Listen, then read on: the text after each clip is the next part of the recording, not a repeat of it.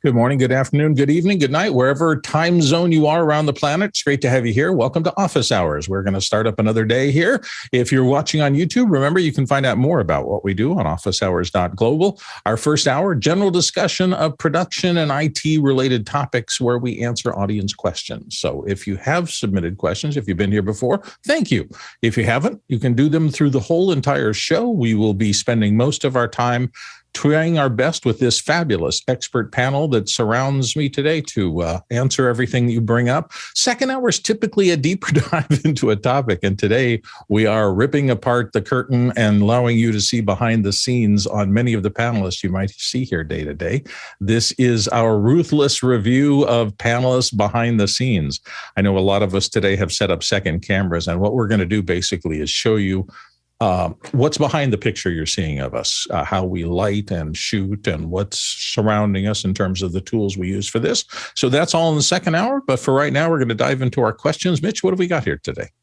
Thank you, Bill. Our first question coming into us from Andy Carluccio in San Francisco, California. Andy asks, Universe Control can now join Zoom meetings as a client through our SDK.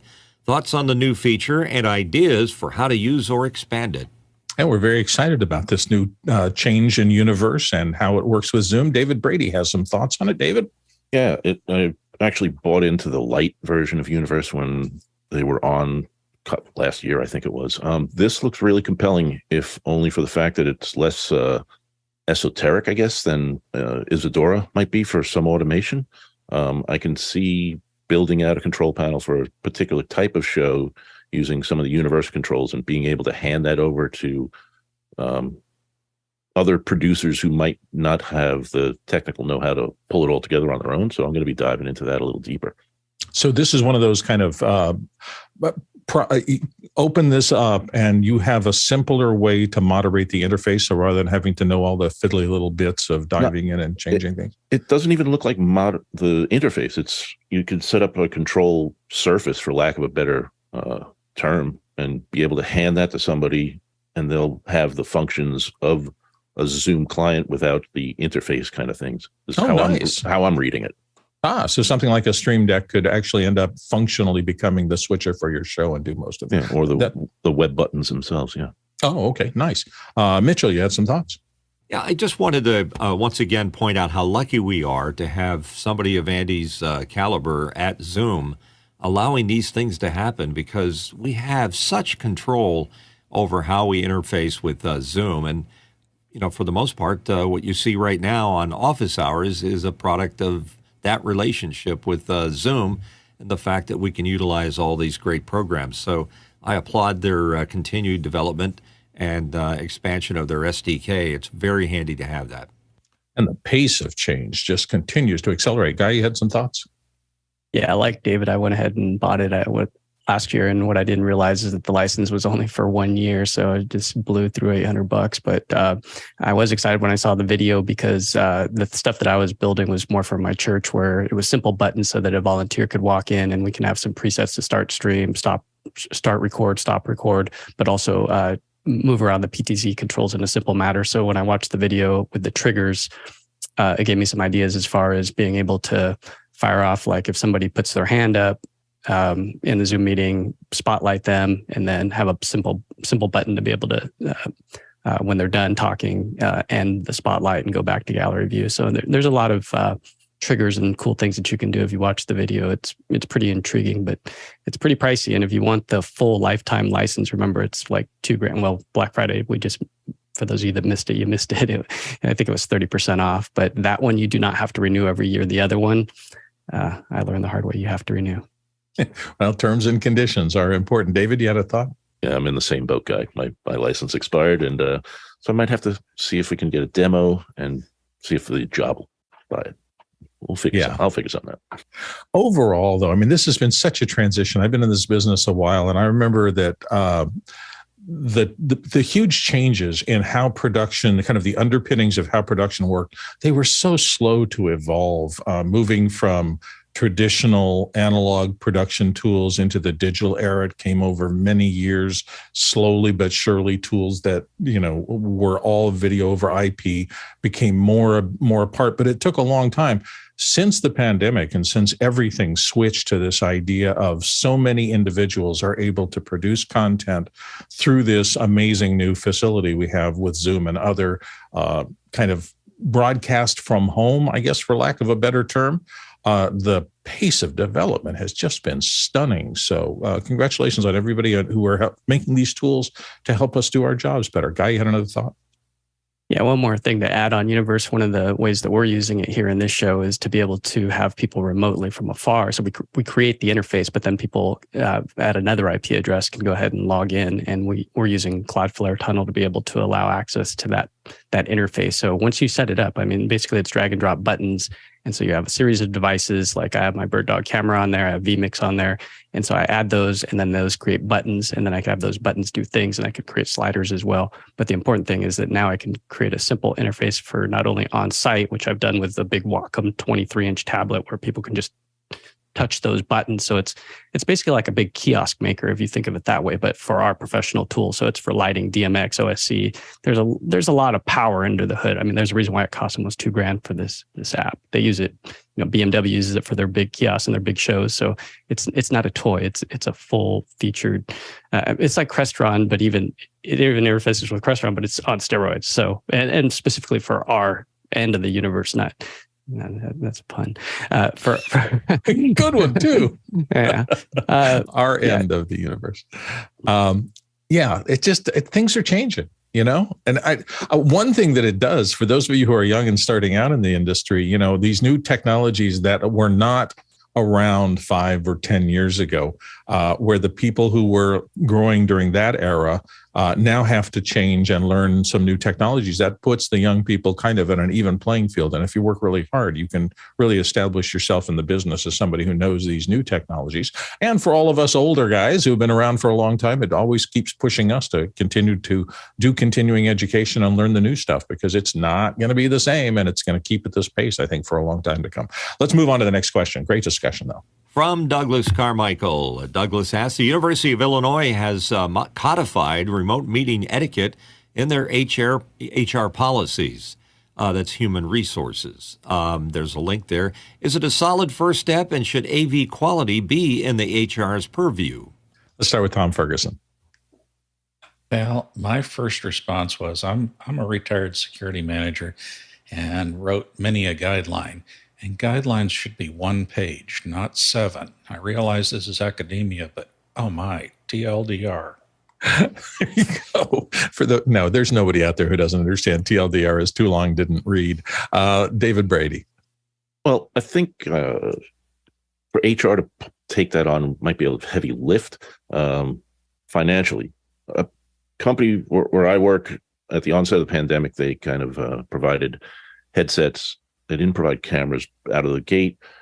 I think just trying to shape people's behavior is what they're looking to do. But to set a standard for AV might be a bit too much of a lift, I would think. Yeah, okay. John Preto. Oh, we do to somebody else. Punching, John? My sister works for Human Services San Diego, and they did remote work, and they're still doing remote working.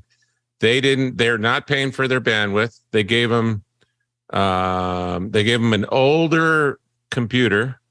I think it's a Chromebook, actually. And they gave them their phone with the VoIP system so that they could call into their network. And they gave them a cheap headset. That's all they gave them for remote work. It's really fascinating how different organizations took this on, whether they saw that this was going to be a major change in social interaction, or whether they kind of just said, well, we'll be back in a few weeks, so let's do nothing. And everybody, all the organizations that I was dealing with, they all took a little different tack to it. Nobody knew quite what to do.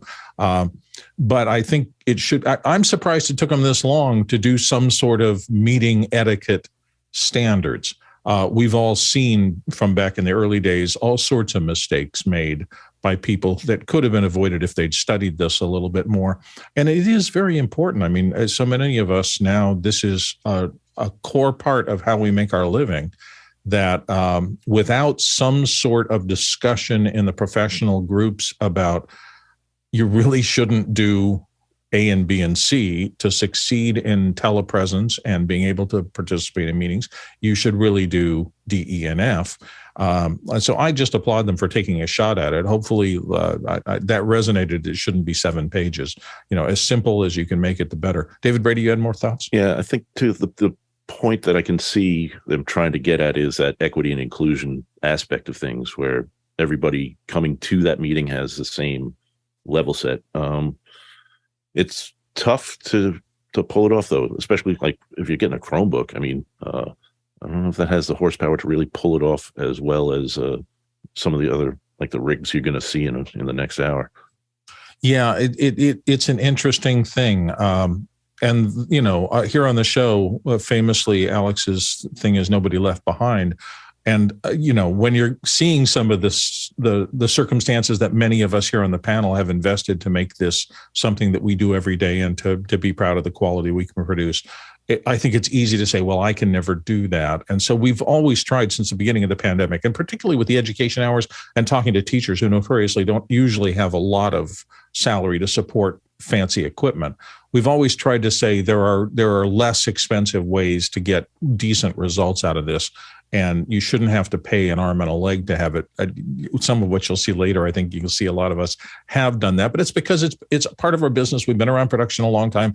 In many cases, many of us have accumulated equipment over our entire careers that we were able to turn, say, I'm not doing production, so I'll take some grip gear, some stands and stuff like that, and throw them into my on-air Zoom telepresence setting without having to spend a penny, but that's not typical. So anyway, it's just interesting. I mean, this is, I applaud the University of Illinois for at least trying to say meeting etiquette, remote meeting etiquette particularly, is a subject that's worthy of discussion as we do here every day.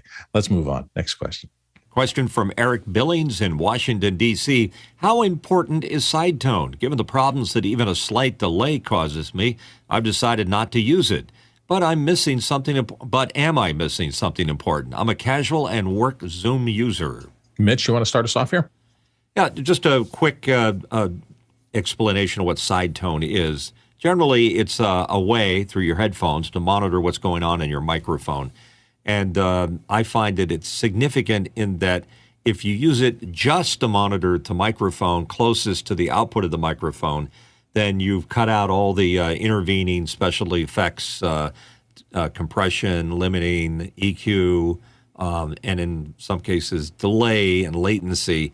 So when you take that out of the equation, the closer you are to the microphone in your setup, the less likely any of those things are going to be bouncing around your head, because it's almost impossible to speak with a delay in your head all at the same time. I don't know how many people can do it. Maybe there's some people out there that can, but most cannot. So just being able to hear your voice back gives it the assurance that your mic is live and you sound okay and you can work the mic.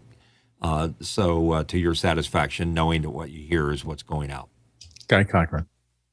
Yeah, exactly what Bill said. I find myself, if I don't have it, I'll accidentally pummel the microphone. So with the way that you position your mic, and if you're watching your breath pops and things like that, especially with mics this close, sometimes I feel like I need a pop shield, but I definitely become aware when I can hear it in my ears. And the thing that you're missing is the delay, just being able to tap into that microphone before it hits into the computer. So if there's a way that you can, like on I'm using the Rodecaster Pro, which since I have my behind the scenes camera, you can kind of see it right here. So this device has the ability to give you 2 USB outs, so you can assign them. So I can actually put you guys in my ear, or Mickey on comms on a separate channel, so I can season the taste, so to speak. And then to listen to my headphones, I have another dial here. So it's nice to have this because there's 0 latency. So the Rodecaster Pro is one of the devices at $600 something bucks that I'd recommend, that works really well. And that way you won't be pummeling your microphone and you can season the taste. So good investment. There you go. David Brady. I actually don't use side tone myself. I've got a USB mic going into a Windows computer, so I don't know how I would even pull that off if I could. Might be handy to dig into, but so far been able to work the mic just by keeping an eye on the meters, I hope. And if there's any suggestions for how to get it in there, that'd be a good one to have. All right, let's move on to Mitchell Hill for right now. Yeah, the routing is not so important as just the fact that you have headsets and you're listening to what you're saying. And as Guy was pointing out, I use this studio technology, and it's all Dante. So I'm able to, with these little volume controls in the front, this is my actual side tone volume, this is my Unity comms, and this is what's coming back to me on Zoom. So just the fact that I'm listening to all of those things in my headset, I guess you could call it side tone, but primarily it's for the microphone. John Prado. I just noticed the guy didn't get the memo. No white pants after Labor Day. Oh, so busted. These things are so comfy, though. I know. There you go. So is it, are you dressing for everybody else or for yourself? There's a question.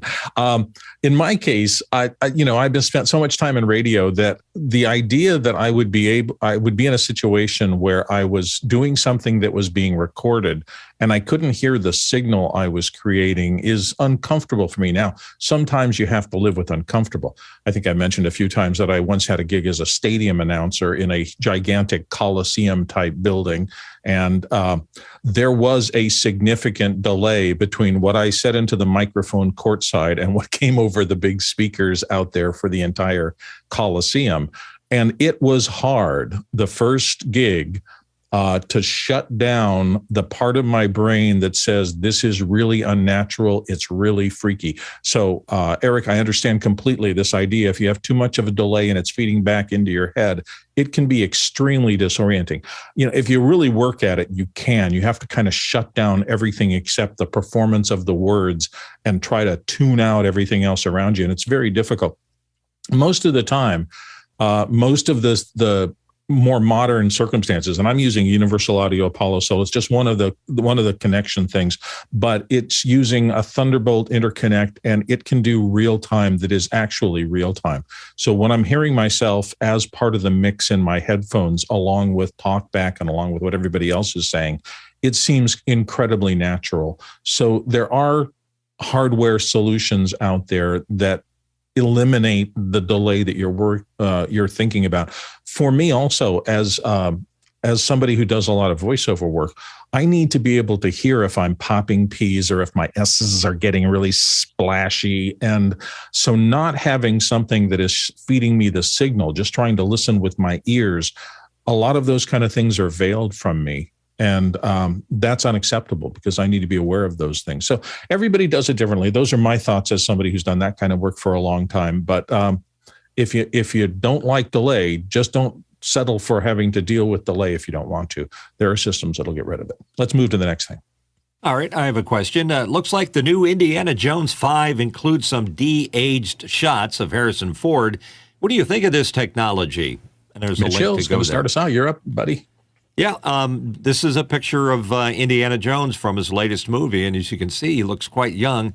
Harrison Ford is what? He's got to be in his 80s by now. So it's amazing that that they can do this in a very convincing way, and it constantly seems to be moving forward. You've seen the deep fake videos of Luke Skywalker and other people and actors. I think it's just a matter of time before they're able to bring back anybody, any star, any personality from any time, and map their likeness on it. So I think that what's happening now, too, is that a lot of actors are licensing their image and their likeness out there for various uses beyond their ability to present. But this is just cool. It just helps tell a story. So, I guess Indiana's allowed to be as young as he wants to be as long as the technology helps. Yeah, and I think they see this coming, the uncanny valley, that area where things done virtually and reality still has a disconnect.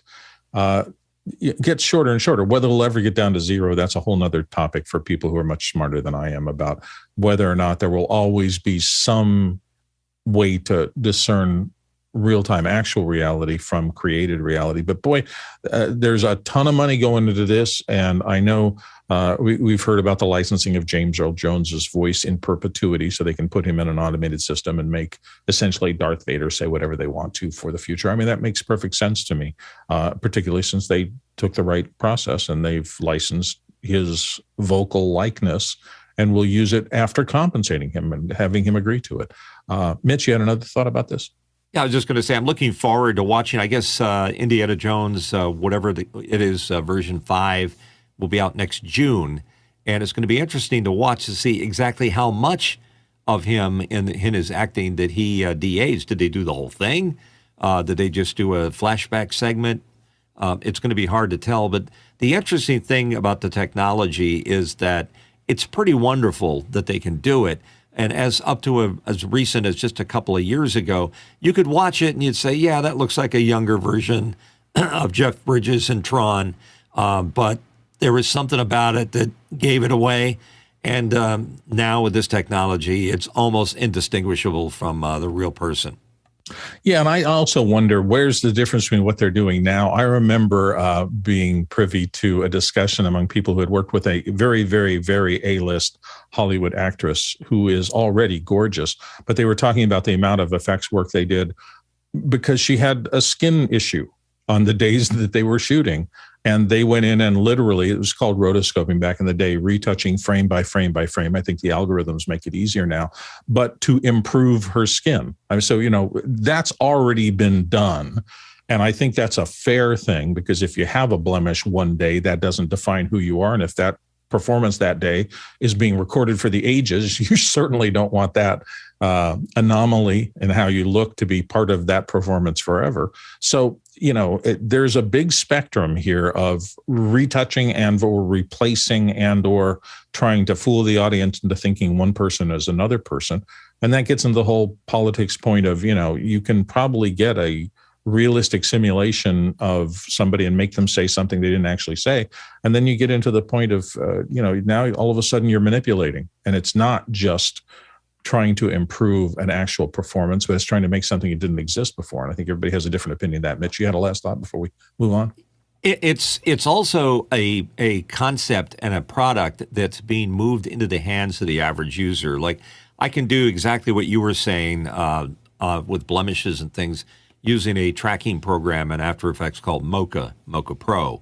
And that's the technically hard part of doing a realistic de-aging or something of that nature, because you're dealing with people in different planes, you're dealing with a 3D image, and you need to be able to track it as it moves through the scene. So there's all kinds of software out there that's coming along that's allowing us to do it.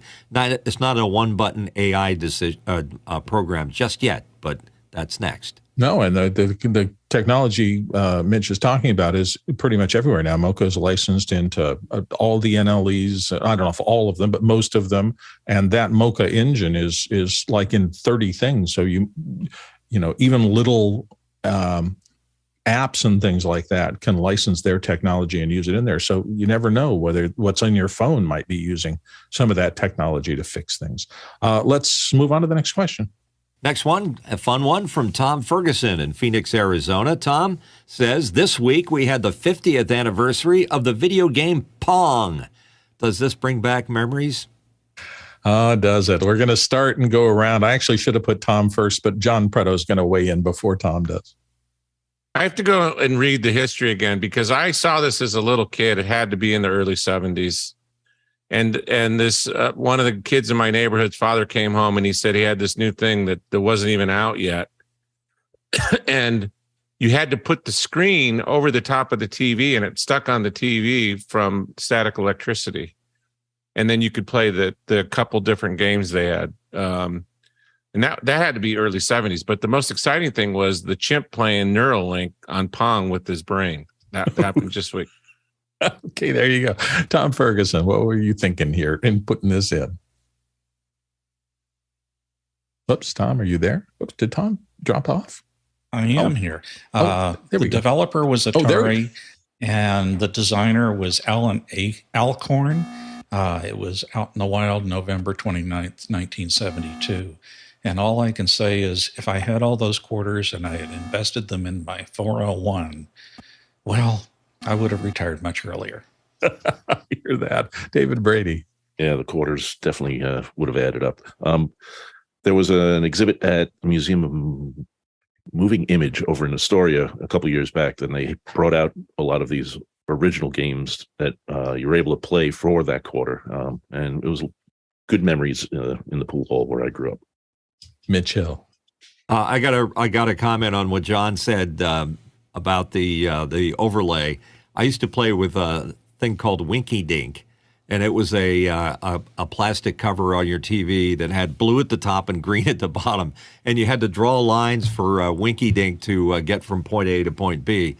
So I didn't see that particular version of the Pong version, but the first Pong I ever bought was in 1974 when I was in San Antonio, Texas, and it was a home version of it that you plug into your TV. And I had problems with it because I had just built this Heathkit TV that had a digital readout for the channel and the time on it. And for some reason, the Pong would see that and it would bounce off the channel and the time, and I messed it all up. My case, I didn't have the home system at all, but in my college days, we were all looking for night jobs, and I landed a night job spinning records in a nightclub in a discotheque. And I remember the day that four guys brought in this huge tabletop monster and landed it over there, and it was throw in a quarter and play Pong, and we immediately lost probably 20% of our take-home pay feeding quarters into that beast. And I think Mitch mentioned it earlier in the pre-show. Yeah, I could convince myself, it probably wasn't coded into it, but I convinced myself that if you move the paddle at exactly the right moment, you could put English on a shot and bounce things off, and we just dove into it. So that's where the video game revolution started for me right there in my 20s. Next question. Next one in from Todd Rains in Allen, Texas. Todd asked, in DaVinci Resolve, how can you compare two audio tracks to highlight differences? I have two recordings, one local and one from a Zoom meeting that I want to highlight to see when Zoom participants speak so I can cut those in. Ooh, what you're trying to do is a little more complex than I had thought. Differences are, there's a lot of software, particularly just graphic software. If you take voice prints of two things, and Alex has talked about this too, put them over top of each other and do a difference operation on the second one, will show you what is different about those two things. But using that to drive something that will switch Zoom participants is another level that I'm afraid I'm unaware of. Mitch, do you have more thoughts on this? That is a legitimate way to go about doing it. Sometimes you need to split tracks, and I'd use the same methodology where you might bring both tracks into a timeline on a DAW, and you just start to highlight the area that you want, and you can see how it applies over the one below it, and then you can do things to the other track. There's also a plugin, I believe it's made by Waves. I think it's called Vocal Writer, where you can use the other track as a side tone to trigger the channel that you've got your Zoom caller on, so it will automatically dip the other channel in the process of playing back. But that may be a different application. Yeah, you might want to search under ducking, because there are a lot of things that do that kind of ducking. It was designed so that when one person speaks, it ducks the audio level of another. I don't know whether you could turn it into this application, but that's another thought for it. Mitchell? You had another thought? Yeah, Mickey reminds me that's the side chain. You can make that. Oh, happen. Yeah. Side chain in a traditional mixer circuit diagram is one circuit on the outside affecting another circuit in the main circuit path. So side chain is look, another thing to search for, and hopefully you'll find it. If you succeed, come back. Let us know how you did it. We'd be interested in hearing. Next question. From Josh Kaufman, Pittsburgh, PA. What is the panel's recommendation on a mobile headset and audio chain to route monitoring and comms? Do you prefer to pan audio or rely on switching channels?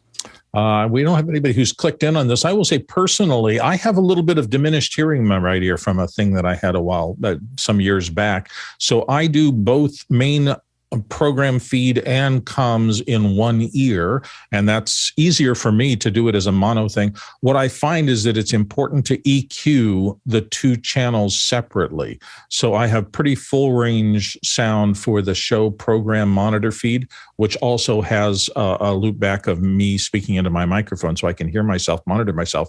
But when somebody in the back end needs to get a note to me, it will come in pretty bandwidth limited. It's pretty tinny sounding, but I like that. So I know instantly that that is a comms channel feed. So that's how I do it. Mitch, you had another thought here? Yeah, I think that's a great way to do it. I wish I could do that with my Dante system, but I keep holding this up. I'm not bragging about it. I just happen to have this. I have the ability to adjust the volume level from each of the sources, Sidetone, Unity, and the Zoom. And I usually turn the Unity at a point where it's a little louder than everything else, so that when somebody speaks on comms to me, that I get the call very quickly. And in comms, I have it set so it beeps at me. So when everybody keys me on a direct call, I get a beep, and I know that something's coming through. Yeah, so there's some good suggestions on how this operates. We are about 4 questions left to go in the current circumstance. So if you have additional questions for us, that'd be great. If not, we'll start our Ruthless Reviews a little bit early, and we might have a shorter show. It's up to you as our producers. So for right now, next question. Douglas Carmichael asks, bulletin board systems were the online communities of the 1980s and the 1990s. And many memories were probably made in and around them. Do any of the panelists have their own memories they can share? I'm sure we do. Guy Cochran's going to start us off here.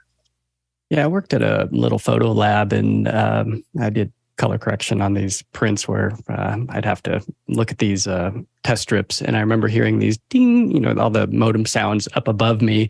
And it was because the owner of the company had a bunch of modems up top. And so that was my fond memories, being in the darkroom and coming out all the time and hearing these things going off. Later on is I got to work at another place called Argentum. We had a file transfer system that was like a 28.8 modem. And one of the students that we had as an intern actually introduced us to Internet Relay Chat on that 28 modem. This was 1995. So it was fascinating to talk to somebody in Russia. That was my first real experience with the internet. And then AOL with the discs. And I think my fondest memory of AOL in those communities was I gave one of those discs to a friend of mine at the University of Washington, and she wound up finding somebody that she married. So that was just bizarre to me that you can meet somebody on the internet and get married. And it was a wild thing to realize that it was just from a disc. Wow. Yeah. It was a different era back then. Next, John Preto. Sorry about that. We got people who want to talk about this.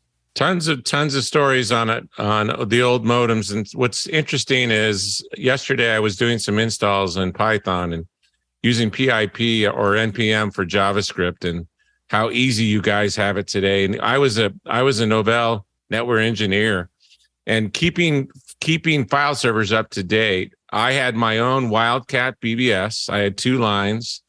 And I kept all the drivers on my own machine back at the office. And out in the client field, I had a laptop, the Toshiba, with the built-in modem. And then I could download the drivers off of that machine and then upload them into the client's office. But tons of old times with the modems. My friend here in Las Vegas is the author of Bob's Term, which ran on the Amiga, which was one of the biggest communities back in the day in the late 80s, early 90s. Mitch Hill.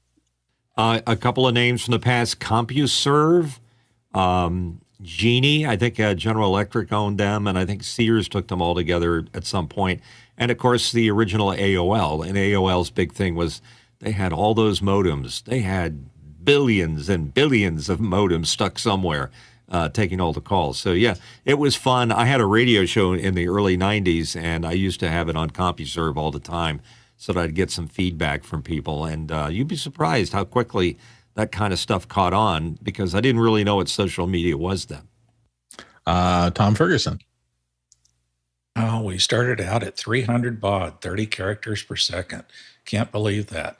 And then we got up to 9,600 and even 19.2. You just don't forget that we were moving that slowly. Well, yeah, we went 300 to 1,200 to 2,400 to 9,600. It took years. David Brady.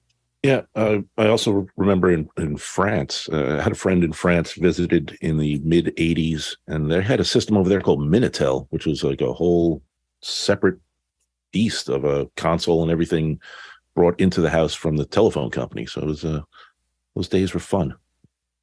Yeah, I had my first modem was a 300 baud dial-up that I attached to my 1984 Mac. That was the first. I had a computer before that, old Timex Sinclair, but I didn't do much with it. The Mac really lit up my brain, and I spent a lot of time with that. But for me, the dipping into it was a service called CB Simulator that was there around in the early days, and it literally ran like you were a bunch of truckers, and everybody had a handle, and everybody would chat about things. And it really was transformational for me because I learned a lesson coming out of that. I remember seeing that people who were not being themselves, who were using handles, were much quicker to argue and fight about things than people who had the responsibility of being there under their own names. And so I remember there was a day I'm sitting at my little computer and I, watched this argument go by, and I went, that's really not a good thing. Maybe I should do things under my own name. And from that point on, I had this thought in my head that if I was going to say something on the internet or on the webs, I would do it as myself and take responsibility for what I was saying. I think that is the best advice I ever gave myself in that moment. And it was because of a fight I watched happen on CB Simulator in those early days. Hiding behind an avatar or something else really does give you permission to be, in my case, it would have be more a jerk than I would have otherwise been. And I didn't like it. So I stopped doing it. So that was really transformational for me. So thank you, CB Simulator. If nothing else, you taught me that lesson, which has stood me in good state. Particularly when I found out the Wayback Machine had been tracking and keeping everything that I had ever written on the internet since I was very young. That was a frightening day. I went back to look and go, oh my God, some of those fights I was in before I learned that lesson are still up there. Mitch, you had a last thought? Yeah, other than your voice echoing in my head. Oh, sorry about that. It reminds me of the sound of my old Hayes 300 used to make that. There's a cute little animation online somewhere that is modem login.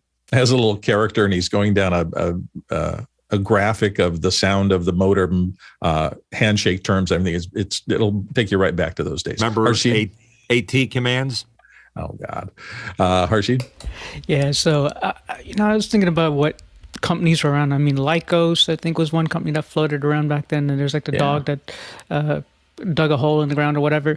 But AOL, if you really look at what AOL is, and even in the gaming atmosphere, as modern day people played Candy Crush and such on Facebook, AOL was Facebook. And if you look at the model, they had the Plinko game, and you had the chats, and of course you could meet people from diverse populations. So the South Asian groups had groups, and the MP3 listeners had their groups. And so it's quite interesting as just what we look at social media today. We are still functioning the same way. We haven't changed the humanity of things. The way we want to communicate is, hey, we wrote an email and hopefully someone will read that email and we get excited by that communication, establishing.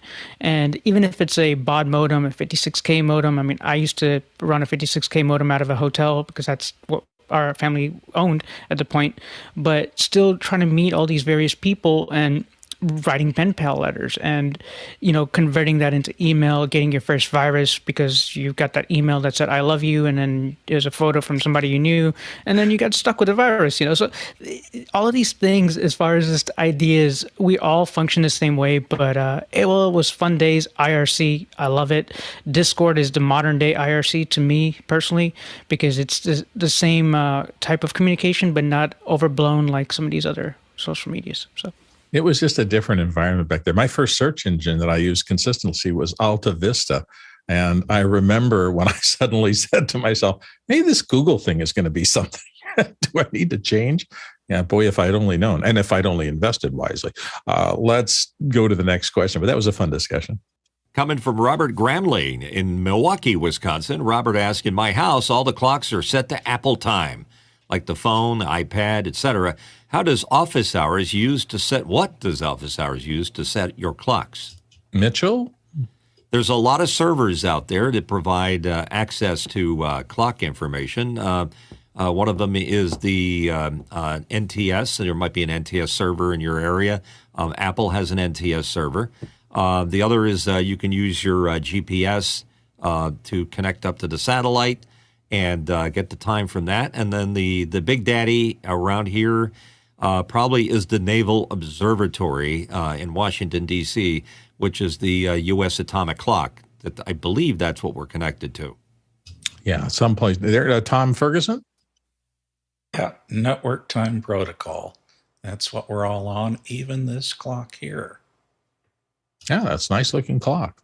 So, yeah, there are standards, and, time is supposed to be a measurement thing, right? And everybody's supposed to be on the same time. Although the world, with all the time zones and spring forward and fall back, sometimes I wonder whether we consider it a measurement device or just something that's convenient. Mitch, you had a last thought? Yeah, to correct to what I said, it's not NTS, it's NTP server. Okay. Let's move to the next question. Douglas Carmichael with Universe connected to Zoom. Does Isadora still have a role to play in the Office Hours 2.0 architecture? I'm not aware of how that all plays out. I know R. Wilson Sparrow is still here doing Isadora instruction. And in fact, was that yesterday?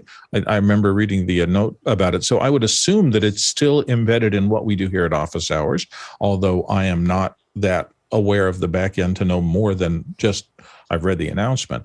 So maybe somebody will pump in, but it looks like this might not be, maybe when Alex comes back, and I'm assuming it might be tomorrow, it might be Monday. I just don't have any data on that. He knows everything there is to know about how the back end is set up to function. So maybe that would be a better source of an answer. Let's just move on to the next question. Keenan Campbell from Nevada, USA has got a question. For panelists, can we discuss how you route back-channel Unity into your ear? And also how you key up comms only and not going out to program?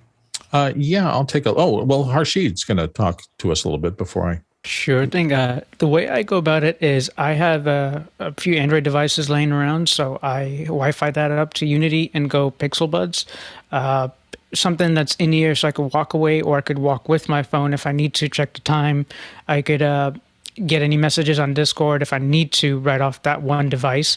What that does for me is it separates the have it in one place situation. So if I had to step away, I could still get comms to say 5 minutes, or you're live on YouTube, that means 5-minute warning. And then 2-minute warning comes in. So if I'm eating breakfast or something, I could hurry up and get to my seat. And the way of doing it through Windows, you could possibly do the same thing as have one connection sought out as Bluetooth just for Unity itself, and then make sure to track that in the settings to send the audio there, and then just ensure that you're muted on Zoom, because that's the only fear is if you're unmuted on Zoom and if you go mic with the same mic, you might be bleeding both to the program or to backstage or what have you. Mitchell. I'm sort of experimenting with Dante, and Dante allows me to put everything pretty much where it wants to go. I know this is the third time I've held it up, but this is a Dante device that allows me to, I can talk to Mickey right here on Unity. I can talk to JJ or Chad over here on Unity. And then, of course, I have all the separate volume controls for it. It's all Dante routed and distributed, so that gives me a lot of flexibility in terms of the sound goes. John Preto. So Fenwick has his Stream Deck all programmed when we do all of his party lines programmed in, and then he uses Sound Source to do the pan for the zooms. But I walk around too much, just like Hershey said. So I run Unity on my phone, and then I have this that goes underneath my cans. But when I get up, I can walk around. I'm still on comms, and that works out well for me. That's a nice little setup there. In my case, because I'm using the Universal Audio Apollo Solo, it is essentially a little mixer, but it also has routing things, and it also has EQ in it. So, Mickey, thank you, Mickey, wherever you are. Help me set up a loopback channel through the loopback device that takes the comms feed and then loops it through. And because it's running through the Apollo Solo, I have all sorts of EQ available as plugins. So I just slap the plugin on it, and we made an EQ profile that does that function of keeping the comms sound for a mono earpiece substantially different than the program sound, so that I always know I can hear the difference when somebody's talking to me on comms versus a panelist talking on the show. So there's a lot of ways to get there. Tom Ferguson, you had thoughts, and you do a lot of this kind of intercom stuff, right? Tom, are you? Oh, Tom, I'm sorry. I was thinking, I don't know why I got Doug Ferguson and Tom Ferguson. No. I'm Tom Ferguson. I use the Shocks and the evil Bluetooth, according to Mickey. So works fine for me. Okay. So everybody's a little bit different. You can see there's a lot of ways to get there. The idea, though, of an IFB type device, which is that stands for interruptible foldback. And it's the thing that you see on TV when the person on the air doing some sort of commentary gets a note from the back control room. That's the IFB circuit. And that's known for a long time. And so there are a lot of ways to accomplish it, but it really is useful if you have to talk to on-air talent while they're in the process with open mics doing their job. Mitch, you had another thought?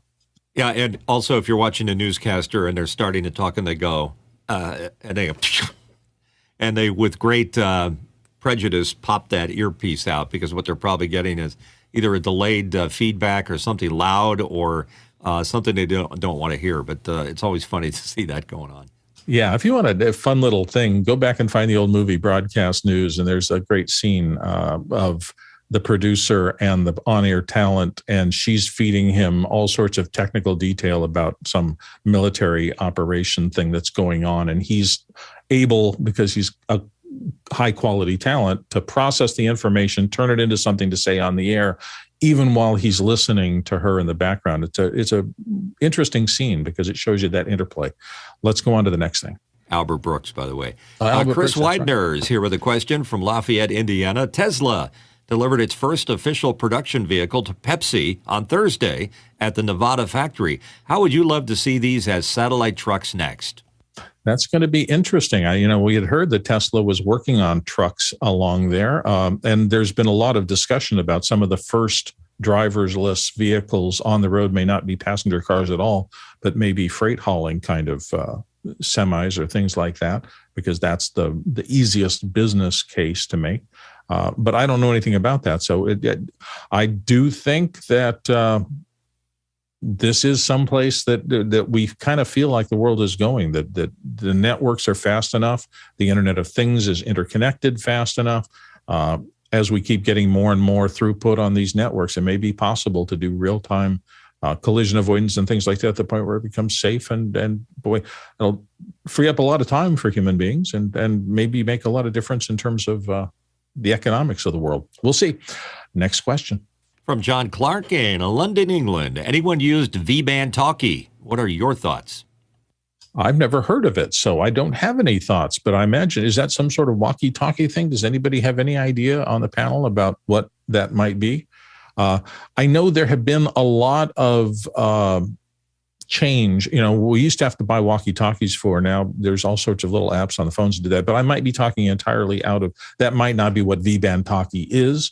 And unfortunately, there's a link there, but I don't know if anybody had, it just says intercom on your mobile device. And to a certain degree, that's what John Preto was just showing us when he held up his Unity software running on his mobile phone. He has essentially intercom access into the office hours Unity system through an app on his phone. Let's move on to the next question. Chris Widener, Lafayette, Indiana, asked, XROS is the new rumor about Apple's mixed reality headset. Do we feel like this naming scheme is going too far? I don't know. John Preto, what are your thoughts? We thought it was going to be Reality OS, but that's I think that's too myopic. XR leaves the door open for both AR and VR, and it's short. It matches all the other ones. So we'll see. Is that extended reality or extra real? No, X is the variable, so it's could be a variable reality. Oh, there you yeah. go. There you go. That's kind of interesting. I hadn't thought about it in those terms. So nobody knows. We'll keep our fingers crossed. Let's hope it's useful for people. Next question. John Clark in London, UK. Live event streaming using two Blackmagic 4Ks Distance from cameras to stage is 60 feet. What would be your lens recommendation?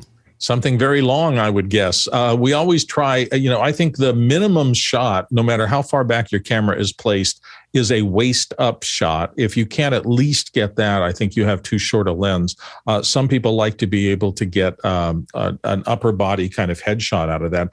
Sometimes that can be really difficult on a super long lens from a long distance, because literally any camera movement is going to get really exacerbated. If anything shakes even the littlest bit, and you're out at the tight end of a long lens shot, that shakiness is going to get magnified by tremendous amounts. So if you're going to be working with long lenses, you want the most stable camera support and fluid head you can possibly get.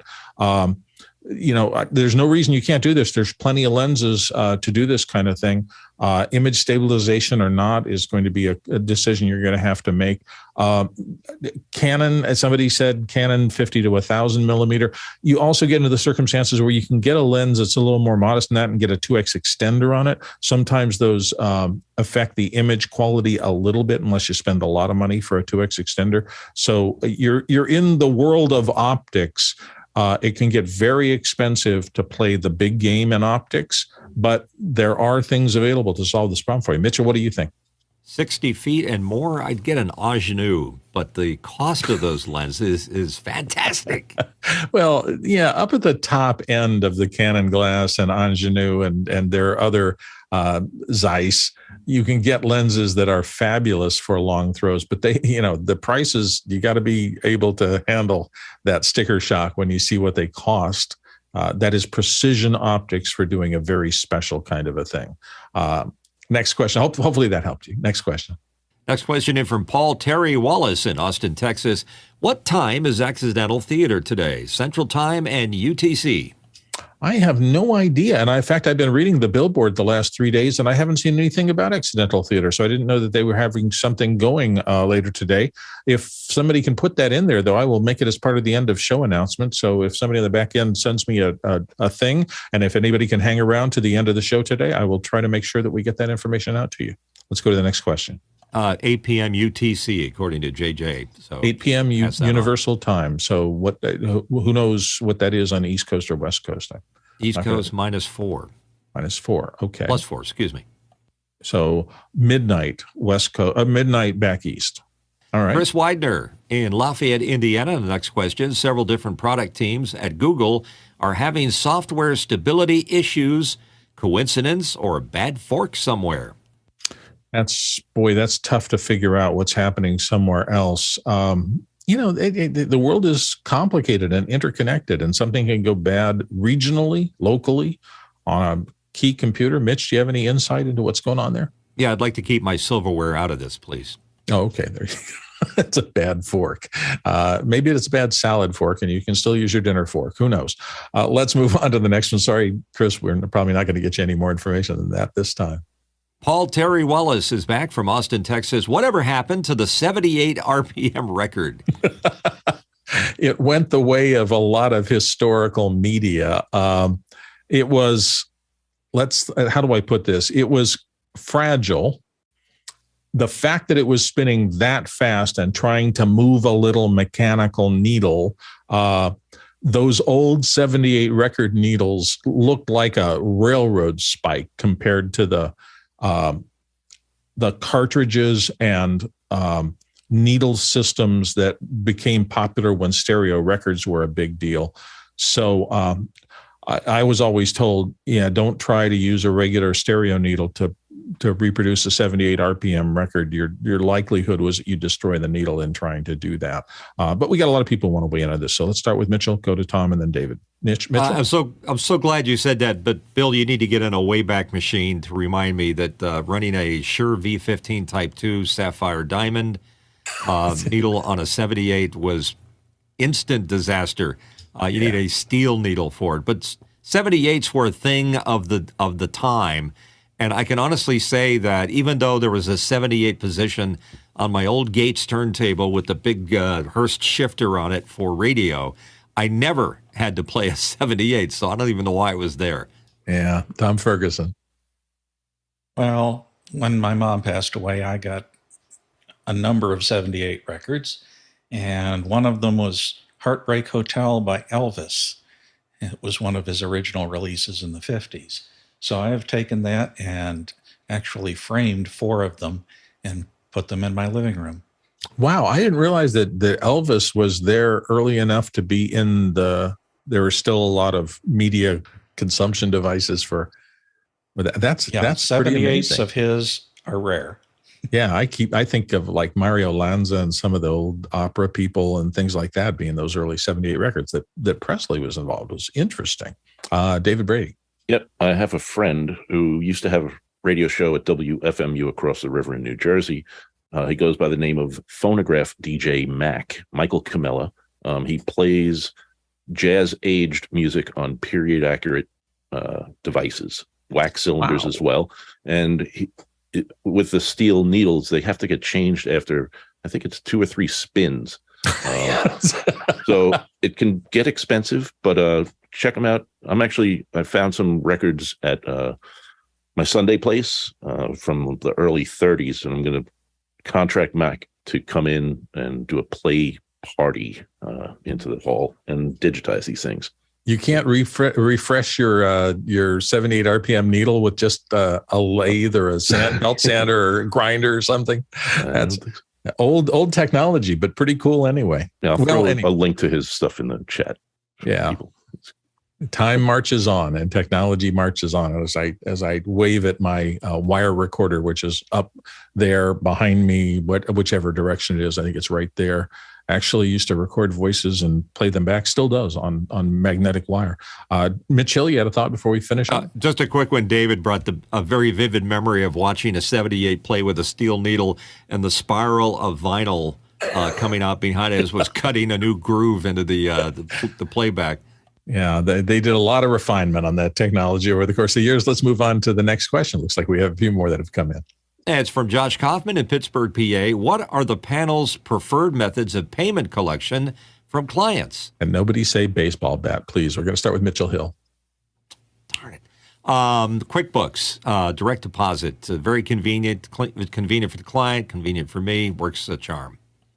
Doug Ferguson. Yeah, I don't know if I have a preferred method, but you just got to make it easy to get paid. So we accept all kinds of ways of payment, Zelle, PayPal, QuickBooks. Any way to get paid is a good day. There you go. John Preto. There's no easier way to get paid than Bitcoin. Just if you're worried about volatility, you sell it immediately. But there's, the percentage take on Bitcoin is minuscule compared to any other methodology. Harshid. For accessibility purposes, I find PayPal to be quite simple. Zelle is usually built in with banks, so that's my secondary. Cash App used to be a go-to, but after some switching and policy changes, I have used it less and less. So those are kind of my go-tos. I changed over the course of years too. I used various things. When you were small and things were small, most of the time it was somebody would send you a check in the mail and that kind of thing. Over the course of time, though, I found 2 strategies were really useful. As we got bigger and bigger, there was one point where I was working for a major corporation and we were doing so much work that we negotiated a direct deposit directly from their computers into my bank. And boy, was that better.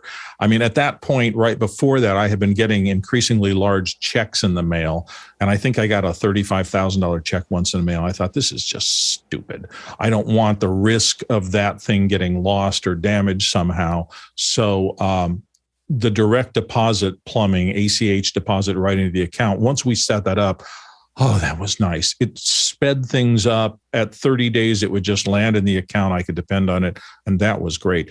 The other thing I did is eventually, here's a little, I don't know if you want to do this, but it depends on the kind of things. For small things, and I did this for voiceover jobs for a while. If I had an iffy client and I wasn't sure they were going to pay me, you can do something like put their work, right, the finished version, everything else goes out watermarked so they can't use it. But when you get to the final one, you just tell them, I've sent you an invoice. As soon as you pay the invoice, there will be a code, and that will unlock the file on the server, and you can download it. And so you put a little paywall in front of them getting the final work, And everything there before that was Greek so that they couldn't use the file. And for an iffy client that I'm not sure is going to pay, particularly something as small as a couple $100 on a voiceover, or who knows what the final was, that worked for me. But you got to have the right kind of clients who won't push back and go, no, you're crazy, I won't do that. Mitchell, your thoughts? Yeah, to your point, we used to just send a time code burned master out to them so they could use as a reference, but not likely to get away with using that until they've paid their bill. Yeah. Next. Oh, we're done. That's the top of the hour. Is it? Yes. We're at 7:59. Great. Well, we're going to have fun in this second hour. Everybody has been asking for this. I thought Alex was going to be here to host this, but I'm actually looking forward to being able to do it myself. This is Ruthless Reviews taken to the next level. So we are going to expose our systems to those of you who are our faithful, regular watchers and listeners here. So each person, I'm hoping I've got everything set up for me to do it. This is, I guess we're kind of doing ruthless reviews of ourselves, and we're going to open up this fourth wall here and show you how we make the pictures that you get to see for panelists every day. So if I can successfully start off, I'm reaching over here to grab my phone because I've set it up. First and foremost, my normal overhead camera. Oops, that's the wrong one. There we go. Whoops, I had it there. This is a wider shot of my lighting rig at my desk here. So you're going to see a big strip box overhead. That's my key light. There are two smaller lights left and right of me on my desk. And actually, the one that's over here that I'm reaching and manipulating right now actually is really just adding a little fill. So I've got a secondary key. The key light is the big one overhead. There's the fill.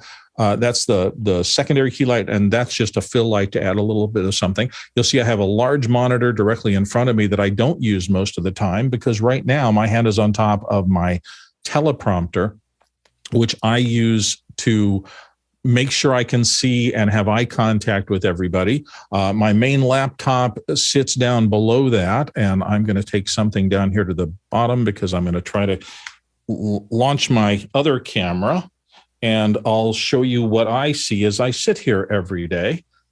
And it is this shot. So that is my kind of control center here for doing this show every day. And I'll try to talk you through what I'm seeing. The big monitor shot is overhead. But again, the only reason I have that turned on today and why I turn it on normally is because if somebody is doing something with small text, I find it very easy to look up there and read text. And we see that a lot. That's what I typically look at to get eye contact. To the left, I have Mukana running and the TalkBack for comms. Over on the right, I have the panel view. Whoops, we're stuck behind there. I'm not looking at my shot.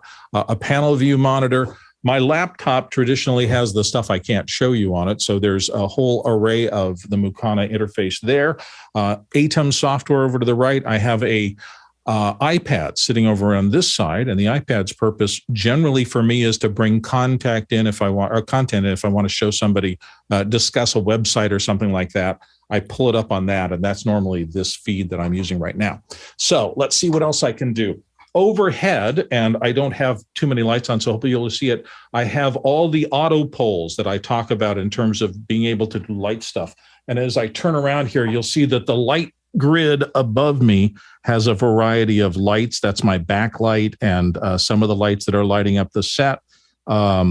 This is the back area. I have a large whiteboard there that I had to erase for today because that's usually when clients come in and sit there, they are able to work in here in those long tables I pull out so that the clients have a place to sit normally. So that is the studio circumstance that I'm sitting in every day. There's a lot of little pieces of data and information. I find it's very convenient.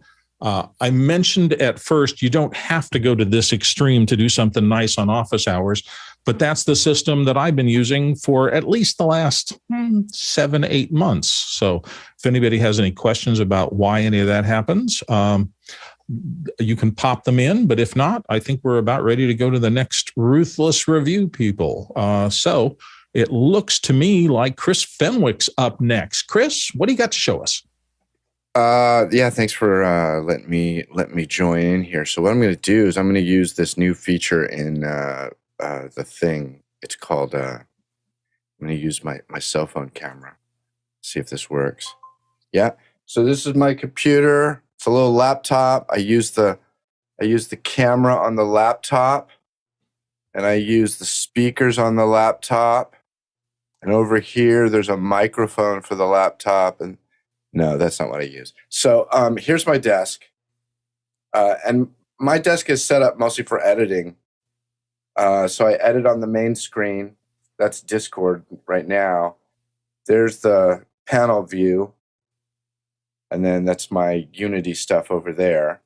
And then the vertical screen I use, it's basically switching stuff. So I use the OBS and the Blackmagic, and I basically use the Blackmagic as almost an ME that feeds into OBS, and the audio is all here. It's the MixPre 6 and the Korg thing. Those are receipts. That's not really necessary in order to make the show happen, but I just was sorting through some receipts. The IRS finds them necessary. I use one of these things all the time. It's a little USB drive sled for archiving stuff. There's the switcher deal, and then a pile of Stream Decks over here. Oh, I also have this Stream Deck, which I haven't figured out how to really use yet. That's sitting back behind me. The knobs prove to be complicated. The camera, the real camera, is mounted here. So here's the cluster of monitors. And if you zoom in and you go, oh, hey, there's a camera. And it's a Blackmagic 6K Ultra, whatever it's called. And then the upper two monitors. Hey, that's me. Oh, so this is my M1, which I use for ISO recordings.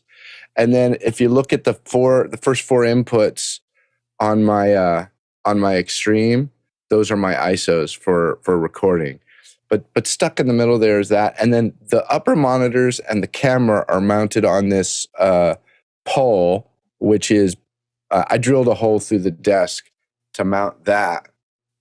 And, but that's basically it. Cool. And yeah, I mean, I'll agree. Look at that's me with my camera in my hand. This is insanity extreme. But the ability to play something back easily, hear everything. I just missed a question about, I think it was Keenan, about piping Unity in and how we do that. Like all of that kind of functionality just makes work smoother. And so anything that you can do to quite often you have to put a whole bunch of work into making something easy. And a lot of times people shy away from the work and say, oh, that's too complicated. But it's the learning curve, so to speak. You have to get past it to actually make it be easy. And I think that's a good lesson to remember and use all through life, not just here. Amen to that. Next up on the Ruthless Reviews Roundtable, say that 10 times fast, is David Brady. Hey, alrighty. I'm going to step out of the fold. I predominantly run on a Windows machine here, so don't hate me for that. But this is kind of, let's see if we can get this going. No, wait, that's you. That's not what I want. I want this. That's the big view of the room. So it's kind of catty corner into the room. It's a 3-screen rig. Computers are under there, and let's go to this other camera we have. It's this one. So here's the nickel tour. Got 3 27-inch displays. This one, however, is a touch display, and I can kind of mute myself at the touch of a button right there which is kind of handy. The 27-inch LGs have some software which zones them out, so I can split them in software, kind of like the big 43-inch LG. Zcam E1 behind my little 5-inch teleprompter, so I don't use it for reading. It's more for just eye contact. Lots of blinky buttons here. More blinky buttons there. More blinky buttons is more better. Yeah, and I have the second ATEM under the desk, and I control it from the mini Stream Deck button, so that's kind of handy. And then the ice cavern is all back here. Another computer over there for other stuff. The original ice house. Yeah, it's the ice house. And the one thing I picked up from work recently, found it in a dead closet, was the softbox. So added that into the mix. And my phone's ringing now, so I'm not going to answer that. No. And that's about it for Nickel Tour. You can kind of officially say I can't answer. I'm on the air, although this is, I guess I'm on the web. I know it doesn't have the same ring to it. Yep. Anyway, thank you, David. Yeah. Well done. Sure. We are moving along. Next, we go up to Doug Ferguson. Doug. Hello, everybody. And sorry, it's been a second since I have been on the panel, which, wow, that's a process from the back end. Well done, boys. Well done. But this is not my normal setup, being on a panel. But there was a request, since it was a behind the scenes kind of day. I'm actually in my production truck, which is actually a 20-foot mobile trailer, a Hallmark trailer. So I am going to switch to cameras in the truck. So this is behind the scenes in my truck. So, and this truck, you will know the guy that built it was Jeff Keithley. So I cold called him one day and asked him a bunch of tech questions. And the next thing you know, he's building me a truck. And then I also had to throw out big thanks to Greg Balat. This truck has done a major rehaul this summer. We went from a TriCaster switcher to now a Ross switcher. And Greg actually came to Indianapolis, spent many weeks with me.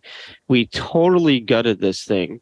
And then we put it all back together. So if you see another view,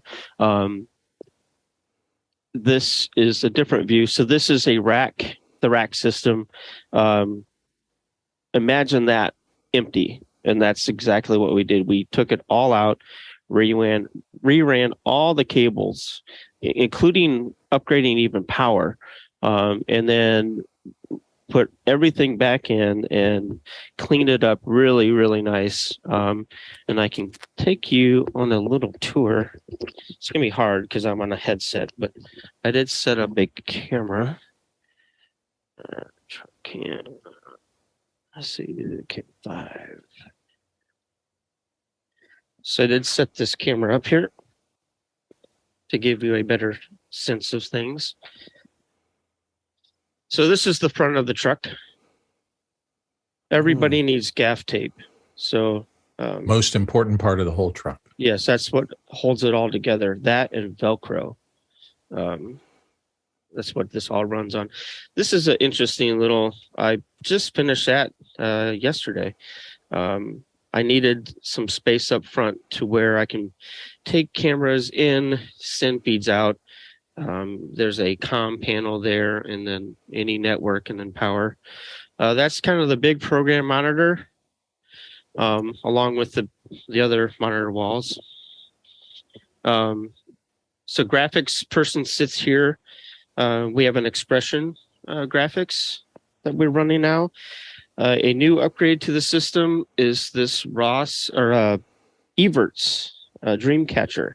It's a replay system. So there's the controller for that, and the actual frame for that is under there.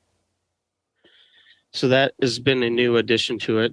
And then, of course, the switcher panel, and then kind of my utility computers back there. There's a better view of the rack. You can see I have some monitors up top, and on the left, the patch panel.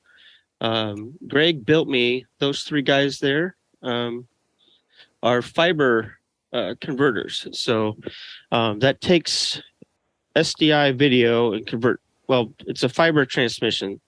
So I can do 4 video signals over 1 fiber with those boxes. And then I have a Blackmagic backup switcher, a 2ME switcher in case the Carbonite were to go down. I do have a 20 input Blackmagic switcher. There's the 72 by 144 router, some storage, there's some PCs. And then on this side, we have some more monitors. I record things on HyperDecks. So I have 4 HyperDecks that I can route anything I want to it. And then there's a speaker system, and then inputs from the fiber, more inputs on SDI and HDMI. And then we have the network. And then down below, we have the encoder, the Wowza encoder, which we use to stream. I have 4 Mac Minis down there that I can use to pin things when I'm doing virtual shows. We have a Radius. So that little guy is like the brains of all the audio and comms. So we have a combination of key panel, a Zeus system, an Atom Zeus, which is in the big boy trucks. But that's a smaller version of it. But the Zeus ties in with the Radius, and the Radius also has Unity intercom. So we can have on-site people as well as off-site people using the same thing. And then the red device there converts audio to digital. And then I don't know if I could, I can't take you all the way back, but audio is behind there. Behind that rack is where audio lives. So there's a Yamaha 40 input TF3 back there. That's kind of where audio lives. And then some whiteboards. That's new. A bunch of storage.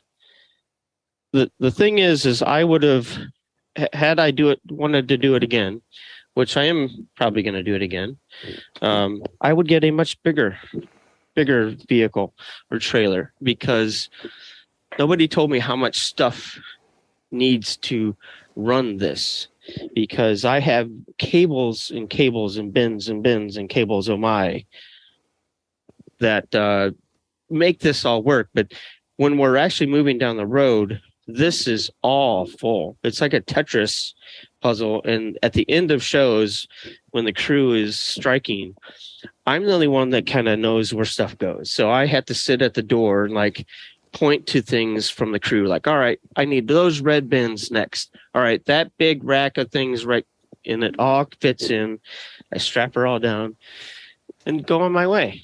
So great tour. I appreciate you giving me the time, and this is behind the scenes, and I'm available. And boys and girls, you probably you saw me laughing, and it was just because we talk about gear acquisition syndrome and how you start down the path of I need another device for this and another device to this. Well, when you grow up all the way, you're where Doug is. He's got all this stuff, and he's thinking about the next bigger thing so he can get even more stuff. But I already have it like laid out in my head. Yeah. My wife says I have a screen problem, which I don't think I do, but I've gone to counseling for it. But it's a job, but it is also a passion. Hey, Doug, is the back door of the trailer, does that fold down and become like a ramp? Yes, that door there does go all the way down. And then, yes, it is a ramp. I could, maybe on a different day. No, it's fine. I get ramp. Imagine how much harder this was when all your monitor screens had to be CRTs and they had to be like 35 inches deep. And generated a lot of heat and took up a lot of space. Yeah. Yeah, boy, that's beautiful. It really, you've done a beautiful, everybody who's worked on that. It is amazing though, when I just sit back and like try to take 2 steps back from where I started to where I am now. And then looking at all this stuff and like, oh my gosh, like I actually know how this works. And it's like blows my mind even. Like all these little blinky lights and all these things, like I kind of know what they do. And like, look at it. Like, but we all it feels so attuned to that. It is amazing, but I could not have done this without some of those people behind the scenes. I mean, Mickey has spent hours with me. Tucker spent hours with me. Greg and Jeff. I mean, and I tell you, I hang out with a bunch of guys on the panel on a daily basis, and this community is great. And I'm sad that I can't be part of this more often. that thing called work, because I got to pay for this somehow. You gotta pay. I was going to say you got to pay for all that stuff. And my wife says I'm on a Small spending task. freeze right now, but no, we're in a good spot. Like, I'm really happy where we're at, and I do appreciate everybody that has helped make this succeed, because I could not have done it. There's way smarter people than me that know how to program this stuff, and like, I know what I want to do, but I appreciate you guys, and thanks for giving me the time. Well, we appreciate you. And there is that rush of success. I think everybody who's been in production knows, you do a successful show because you had all the right tools planned and wired to do the right jobs at the right time when you needed them done. And it ends up being an excellent production because of that. It is a feeling like all that work, all that time, all that study, all that wiring, all that time on my knees under the desk trying to figure out how to connect that goes away. And you're able to serve your client properly and give them a show that's outstanding that they really appreciate. It's a feeling, and it's a big feeling, and it's an important one. John, you had a note on for him? Hey, Bill, Doug wins. I'm just turning my computer off now.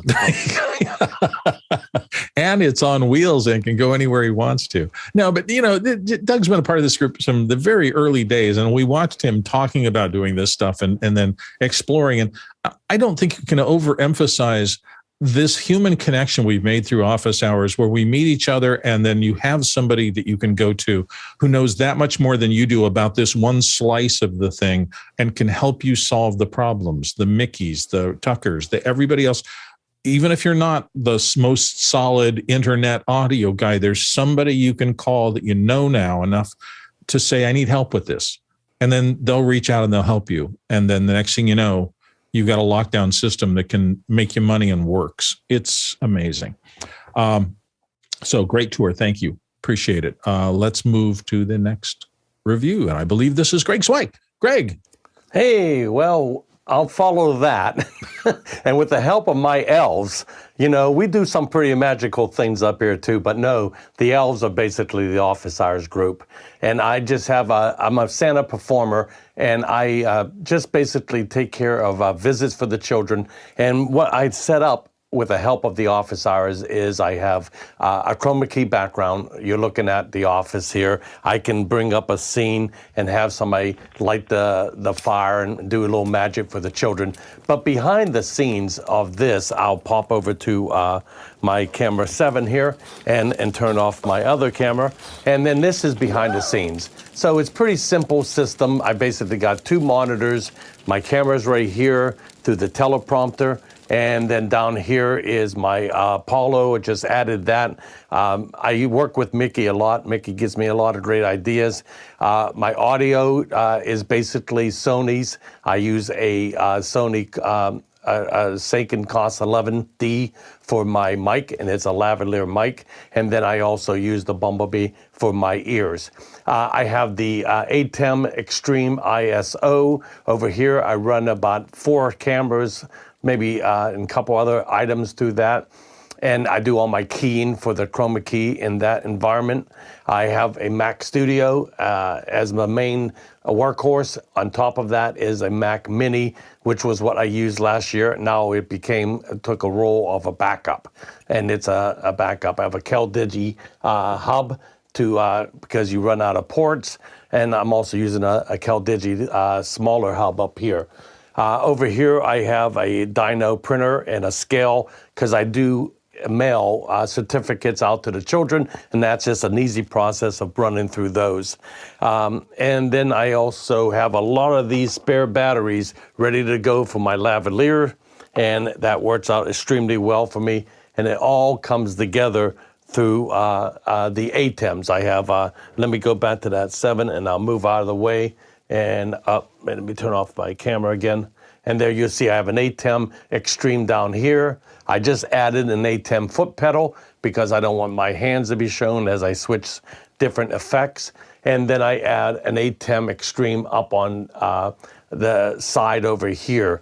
That's designed when I move around. So I do move around a lot in my world, and it's designed so I can be completely mobile in my world here. And then I can also work with the children through a close-up environment here. So that's just using the Sony cameras. I have basically 4 Sony cameras. I went with those because the autofocus capability, and that makes it extremely easy to make sure it stays in focus. So that's basically it. It's pretty simplistic, but it works, and it's a one-man show. Wow, it's a very sophisticated one-man show and very cool. So thank you, Greg. Appreciate your tour of Santa's workshop today. I wasn't expecting to get that. We're moving next to Guy Cochran. Guy, dive in. Hey, I'm at the top of the stairs at my house here. And so if we look down the hallway, so this is at the top of the stairs, I'll just kind of bounce back and forth between my little nest here. So again, this is... No, so you guys have never seen this before. This is where the stairs actually go down. So starting over here, we have the Aperture P300 up there on an auto pole. We have the prompter right there. You can see with the Zcam on it, and you're looking at behind of a LG Quad 43. Yeah, you can kind of see I have some notes there on the right side, and I'll put the gallery view, and you can see Chris kind of messing around. Moving back, let me zoom back so you can kind of see there's a background light. That's a mixed panel right there, and that's given that background blue light. There's a ring light here, and that one is bouncing off that door to give me a little bit of fill on this side here. So if I was to turn that off, it's not really doing a whole lot, but you guys can see what it does. So that's the ring light with the bounce. Go back to the other shot. What else do we have? We have a hair light that's right here. This is just a little Aperture MC light. It's like a little $50 light, and that's on a Triad Orbit arm, and I can kind of position that wherever I want. There is a zoom room here on this PC. Let me cut to another angle. So I'm running vMix, and you can see this angle here. vMix is on this quadrant. This is another PC here. The Mac is over there, that kind of pink looking one. The Rodecaster is here for audio. Stream Deck here, Stream Deck here. Can't really see it, but there's the laptop here. And then what else is here? I think we covered computers, lighting, camera, audio, teleprompter. Yeah, and then there's a whole nother room over here that has 5 more computers that does the editing and things like that with the Alienware, and it's all souped up and got the 10 gig and 232 terabyte drives. So very cool. Nice. Let's see who's next on the roof. Oh, Harshid. Harshid, dive in. All right, let's go get Ruthless. Well, here we go. Well, Ruth didn't make it today, so we're without her. We're going to review this. So I'm going to try to point with my other camera, and if Bill wants to kind of give me a little guidance. Sure, I think right now on a tight shot. There you go. Now you switch to the overhead. Excellent. Okay, so I'm going to bring the mic with me. Apologize for the mic movement. But in front of us, we should see an SSL2, which is hanging on the side of the desk. Simple setup. I do run another show on third Wednesday, so I have a little transformer box that has a cable, 3.5 headphone jack that I could plug into my phone to get audio. So that's basically just that setup. Before, I used to have a Yamaha, which is in its bag over there, but simple lighting I have in front of me. It's going to look blown out, but it's a Hue light bulb right there and a mixture of GE light bulbs, and the colors are Energize and Snow. So they give you kind of a whitish color that makes it a little bit better than a warm white. And monitor-wise, just another screen over there in case if I need it. And then, of course, you're looking at the Brio, which is set up on a little, a stand, I guess. And that has a 1/4-20, so I removed the little piece off the back on the Brio, pop it on a 1/4-20. And we got to learn yesterday, so hopefully people remember it's roll, pan, trucking, and go watch yesterday's episode. And this is my setup. So appreciate it. And thank you so much. Very nice. Nicely done. And which goes to show you, I mean, a lot of us have a lot of money spent on this because, again, we've been probably in the industry for a long time. And we've gotten a lot of stuff. And then there's the class of Doug folks who have whole trucks full of it. But Harshit's coming in on a pretty basic system, but still looks essentially as good as anybody else on the panel and has a lot to contribute. So the message here from Office Hours is that you don't have to spend thousands of dollars to participate on the panel at Office Hours. What you have to have is something to say and something to contribute and have a desire to do that. And so even if you have more modest things, he's working on just a Brio and an audio rig, and it's working perfectly well for him. So we just want to emphasize that. You're going to see, again, a lot of fancy, but it's not always fancy that does the job. But John Preto, our next target here, is pretty fancy. Let's dive into John's rig.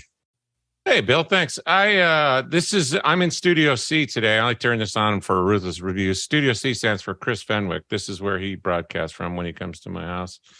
And I've got this set up this is a Sony A7 III. And on the rear view here, this is a standing desk here. And I've got a Mac Mini with two big monitors in front of me. 5K LG, and then a Samsung 4K monitor. And then I've got a Raspberry Pi over here fed into the switcher. So I can feed that into the switcher and show web graphics or whatever off of the Raspberry Pi. And then I've got the Stream Deck 32 here on the left. And then behind me that you can't see, maybe if I move out of the way, I've got ATEM Mini Extreme. And my favorite piece of gear, which I got from Guy, which is the MixPre 10, because I've got these speakers. So I've got XLR out to both of my speakers. And then next to that, I've got a rack of gear. I've got a HyperDeck in there. And then I've got a web presenter. And I've got a DMX controller for you can see these pink lights, pink and ice blue. And then over on the other side over there is my desk where you guys normally see me. So I sit over there. It's comfortable. But for high-end stuff, I come over to Studio C to do my real broadcasting. Any of the events that we do, or anytime I'm on Tony's show, which was last week again, I broadcast from here when I talk to clients. Hey, John, can you switch back to the previous shot? I just wanted to note for people, we're always looking for ways to hang things up so that they're kind of out of frame here. So if we can get back to, you notice that John has a piece of truss that goes across that he's got his lights mounted to. Finding mounting points in particularly a room, and particularly if you have a temporary location or something where you don't want to actually drill into walls or ceiling or things like that. He's using a couple of auto pulls as kind of goalposts and then a truss bar across the top, which can be really useful if you have a lot of stuff of weight that you want to hang up on top of things. That's a technique a lot of us use. So well done, John. Good to see everything. Next, we're heading out for Mitch Hill. Mitch. Hey, Bill. Mitch Hill in my little Passion Pit control room here. Basically, it's like everybody's else. The basic stuff.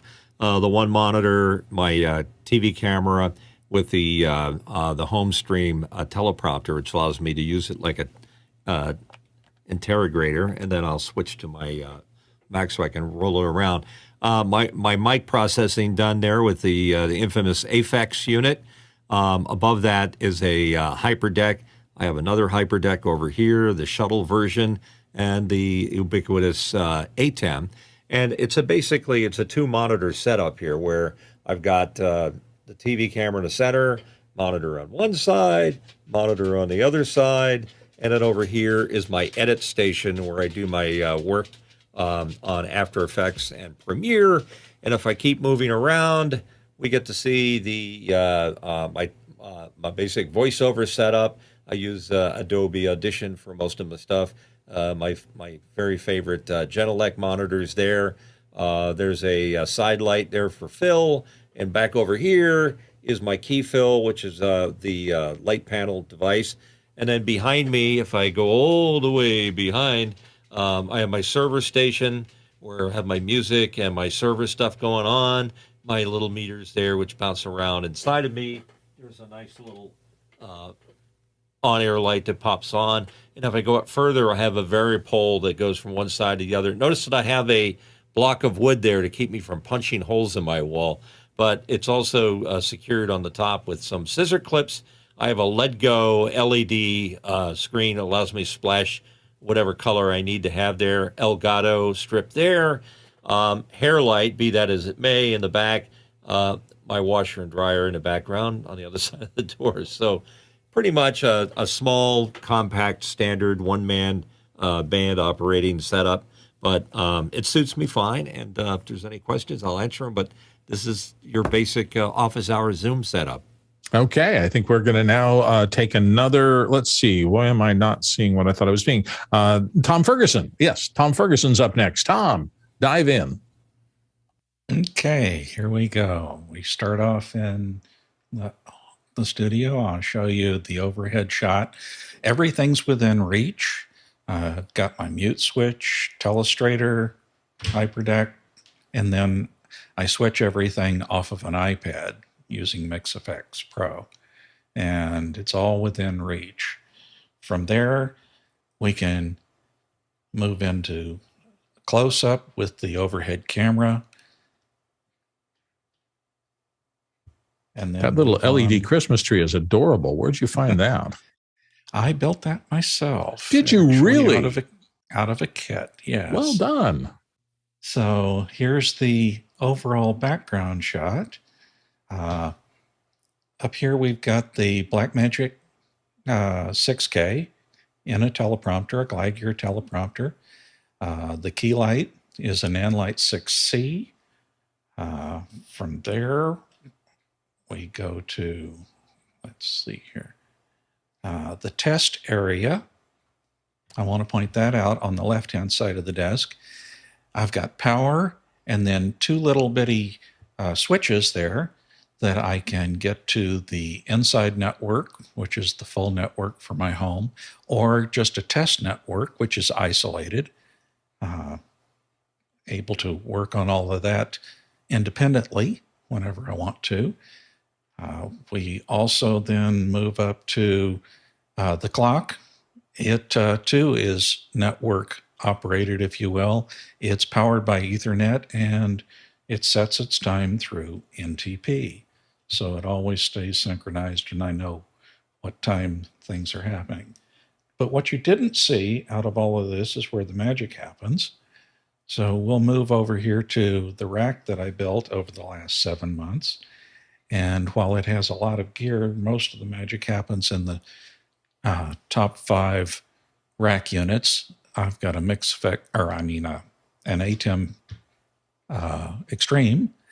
And then underneath that is that HDMI device. That's a 16 by 16 matrix, and it allows me to switch around the entire wiring on what I'm doing here. And I can move Apple TVs or HyperDecks or cameras to anywhere I want to be. I've even got a Melee by Courtney in that rack, so you kind of get the idea. And then finally, let me move over to here. Above that rack is a mini split air conditioner. You can see how I mount my PTZ cameras. I put them on Awano arms and then just hang them off the bookcases. And you also see there my hair light and my background light. So, very nice. You actually have a question coming in from David Brady. He popped into this. David, what do you want to Yes, Tom, I was just curious about that HDMI matrix switcher. What's the brand and how does it manage or deal with EDID? Does it store EDID on the devices or? It does very well. Or does it defeat EDID? I'll send you a link on it. It's made by Wolfpack, and it's kind of the hamburger helper to the whole operation here and makes everything work just great. Nice. Chris Fenwick has a thought about that too. No, Tom, the drives in the bottom of your rack, what kind of drives are you using down there? I saw a bunch of RAIDs. I've got Synologies down there, and the drives themselves, of course, are the Western Digital Red. Yeah. And what kind of media are you working with there? Is it what kind of stuff are you doing? Okay. In the rack, I've got 4 different Synology units. One is my everyday files, everything from my spreadsheets or my income taxes, whatever, and any media work I'm doing. Second one is my wife's favorite because that's the Plex server and keeps her entertained. And, we watch movies at night, and we got rid of all those pesky DVDs and Blu-rays. So that's nice. The third one is the largest of the 3, and that one is used to back up everything. I'm talking about individual computers, using Time Machine, or even the other Synology devices, so that there is at least a second copy of what we're doing here. And then the fourth one is just a small 2-disc unit. Finally, it's just for test and playing around and scratch drive and whatever. Yeah, I was just curious. I'm shamelessly looking for a buyer for a 80 gigawatt QNAP if somebody was interested in. So anyway, curious. Thank you. And Preto has a question. And Tom, what's your technique to figure out what side is an anode or the cathode of the LEDs? Oh, goodness. Okay, that's obviously a insider joke, and we will treat it as such. We actually have a bunch of questions that have come in since then. So, Mitch, do you want to go ahead and dive into the first one here from Josh? That'll be from David Brady. He'll be stepping in. It's for me. Sorry, from Josh Kaufman. Greg, how is your green screen set up, and what are you using for keying and video playout? So, Greg? Yeah, I use I don't know if you guys ever been in a hospital and you see those curtain rods around each individual bed. Well, I mounted them above on my ceiling. I don't have a camera to point to them, but basically I have a 20 by 10 green screen. I kind of chopped off 2 feet of the bottom, didn't need it, and I wrapped that around me. So that's the green screen.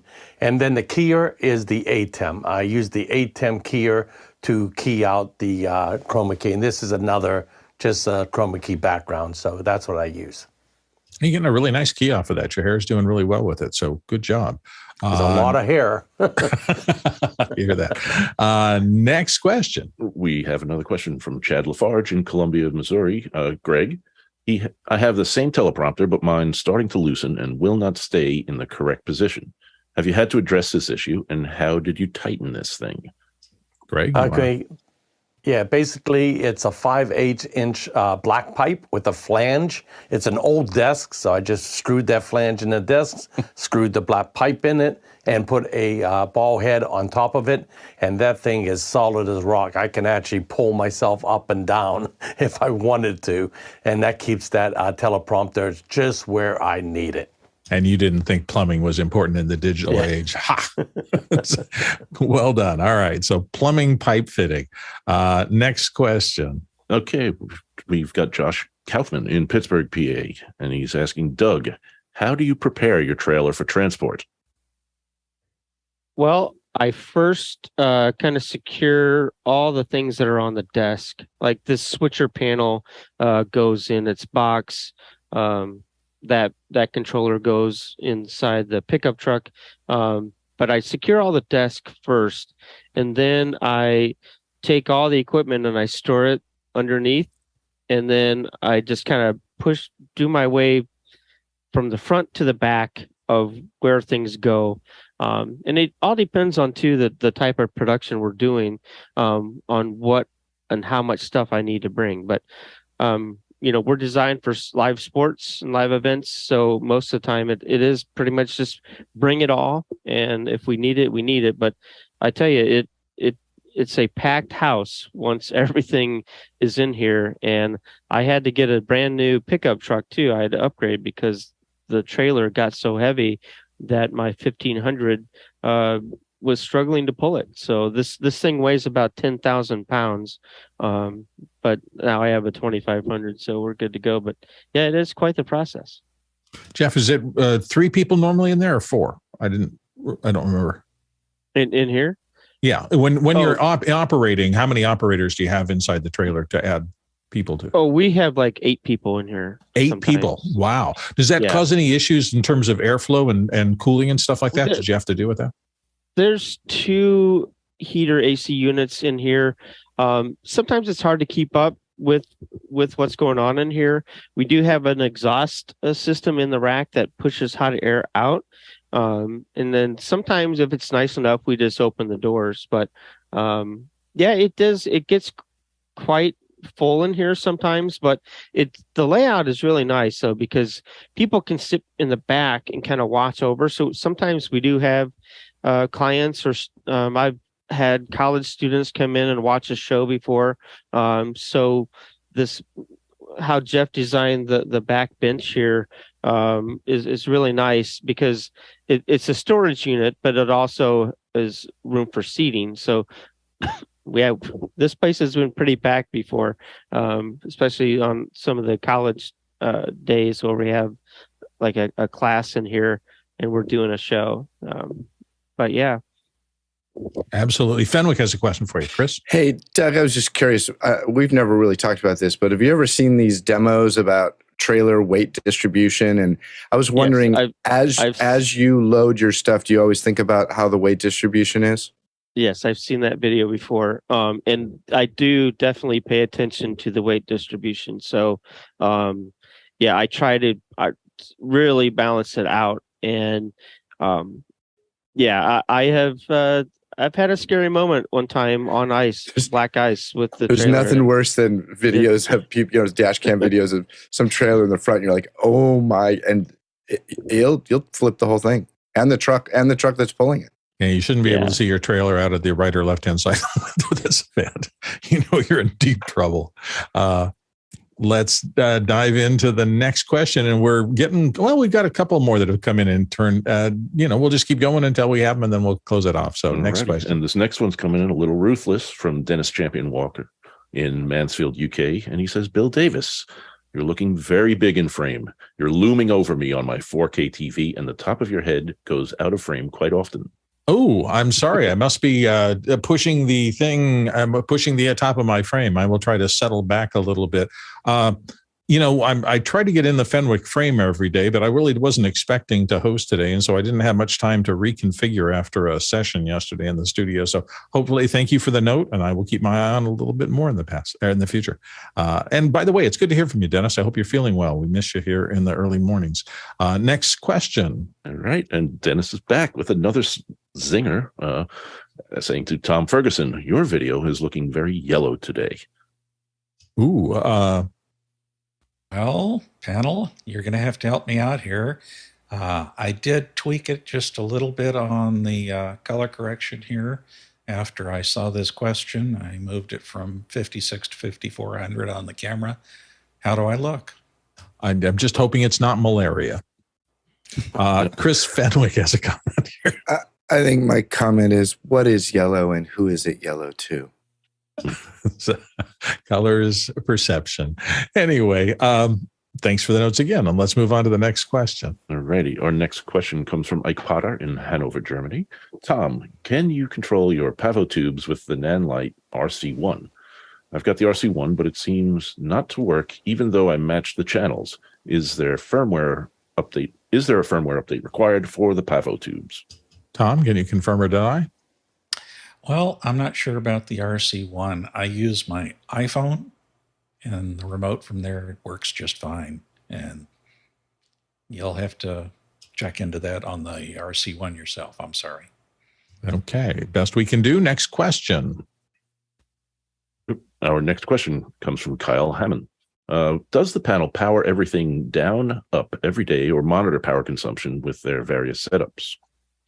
And Chris Fenwick and David Brady are going to help us out here. And I've got the wrong place with my mouse, so I wasn't able to elevate them. I'm sorry, back end crew. I will tell you, Kyle, that all of my stuff runs off of one very consumer-oriented circuit. I don't even know if it's 15 or 20 amps. It's probably 15 because it's in a 55-year-old, 45-year-old apartment building. I actually do power everything down.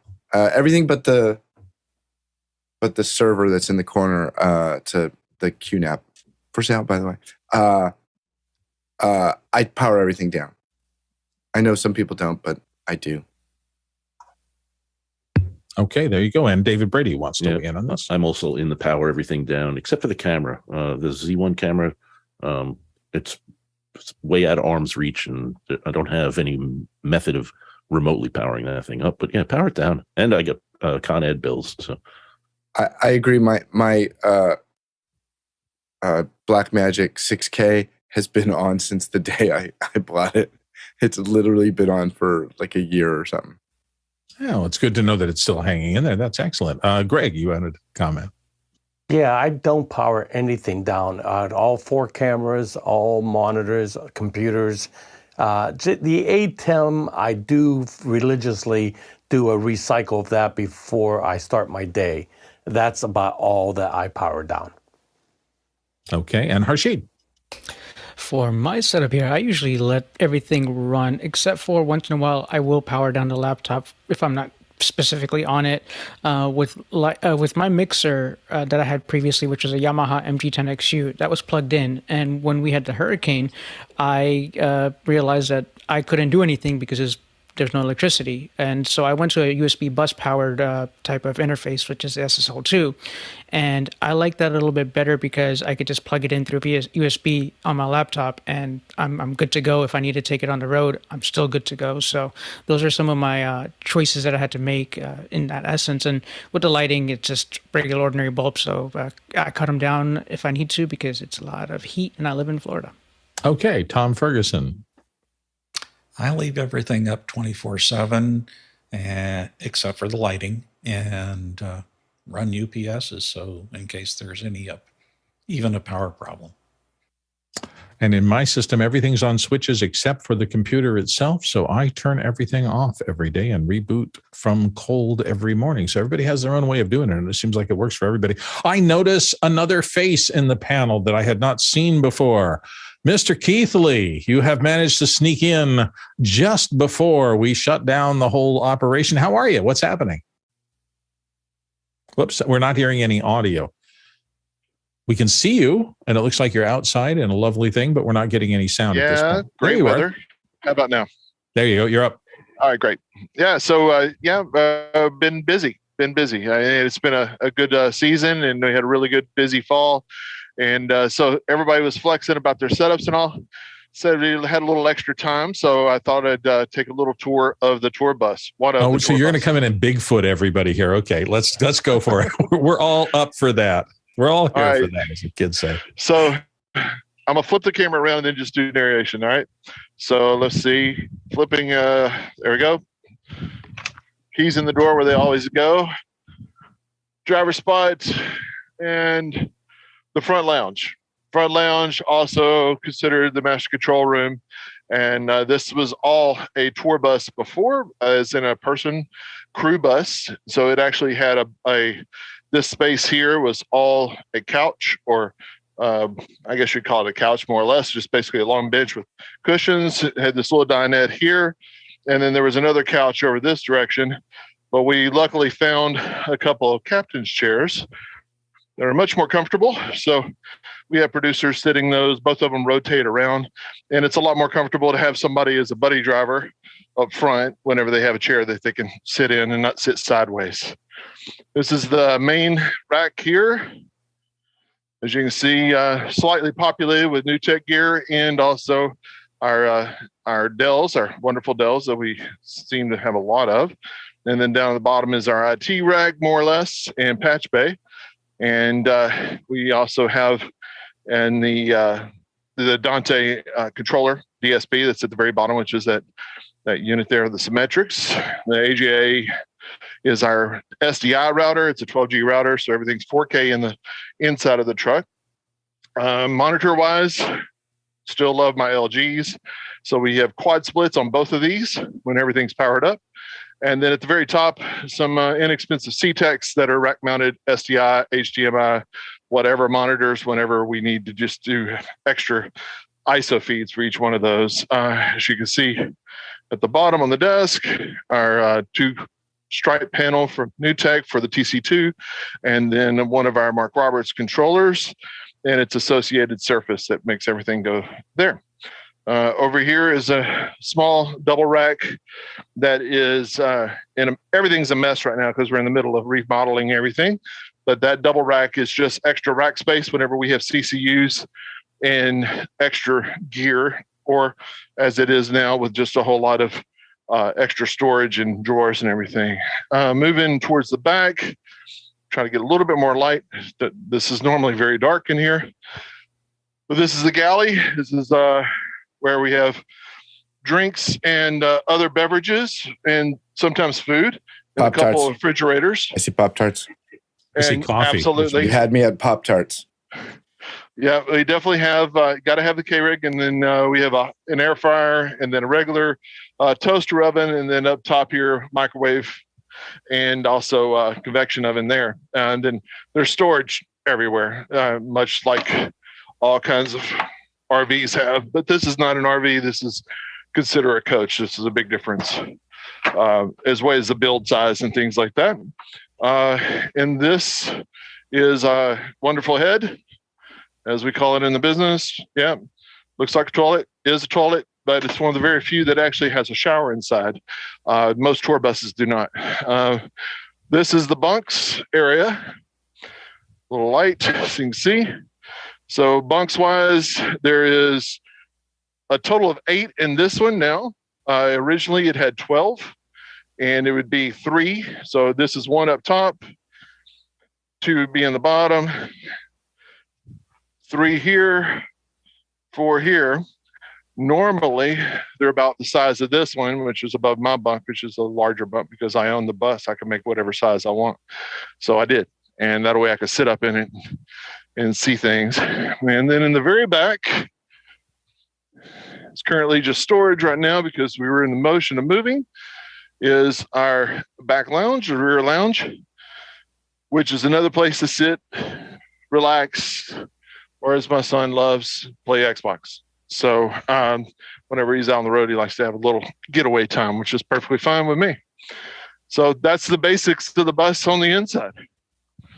Nice little 45-foot of space. So, ladies and gentlemen, this is what happens if you don't control your gear acquisition syndrome tendencies. You eventually end up with a giant motor coach that used to probably carry a giant rock band around, and now it carries your operation. Very nice, Jeff. Thank you for the tour of that. We're very close to the top of the hour, so I guess it's time to thank you all for joining in. Let's see what's happening coming up in the next couple of days.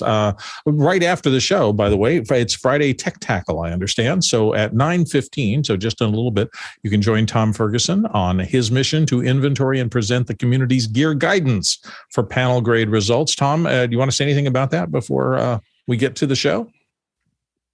Well, we'll just meet with everybody. We're doing a good, better, best of every category and trying to involve a lot of folks. Okay, so your opinion is required or requested, at least, if you want to get in on that. Saturday, we're going to be talking immersive media, looking at virtual and augmented reality for tools in education and training. Sunday, as always, is introspection day, a kind of a more casual and philosophical hangout. And thank you. This is the time to say thank you for everybody who took the time to show us their rigs and their operations today, to all of the panelists every day who show up and supply their expertise to everybody who's watching the show. We send a tremendous thank you to all of you. The producers who set up the questions and feed the show and give us something to talk about. We appreciate you every day coming up with what you come up with. And of course, the staff in the back end. As the credits roll here in just a second, you will see some of those names. Those people work tirelessly through the whole thing. And really, without them, we're always getting pings on our comms and things like that saying, here's what's next, here's what's happening. And it's calming. It's a wonderful thing to have people coming in. Oh, I see. Do I see a bunch more questions that have come in? Oh my gosh, we do have a few more questions, but we're almost at the end and I've just done the close. Is there anything here? Let's see. Behind the scenes. Unfortunately, we're running out of time. So I'm just going to have to pull the plug and say thank you all for being here today. We will see you tomorrow on Office Hours for another event. And let's go ahead and roll the credits and finish up.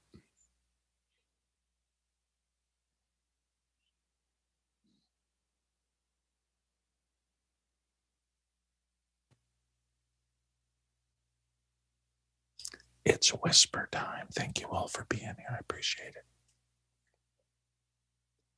I wanted to see Jeff's Tesla. Dang it. Oh, yeah. Jeff, is the Tesla still set up for switching? Of course. Next time we do this, you have to bring it in. 42,342 miles on the Talaluk Traversal today.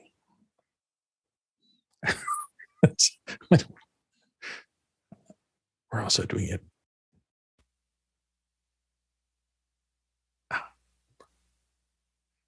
Thank you all for being here. See you next time. Adios, amigos. Peace.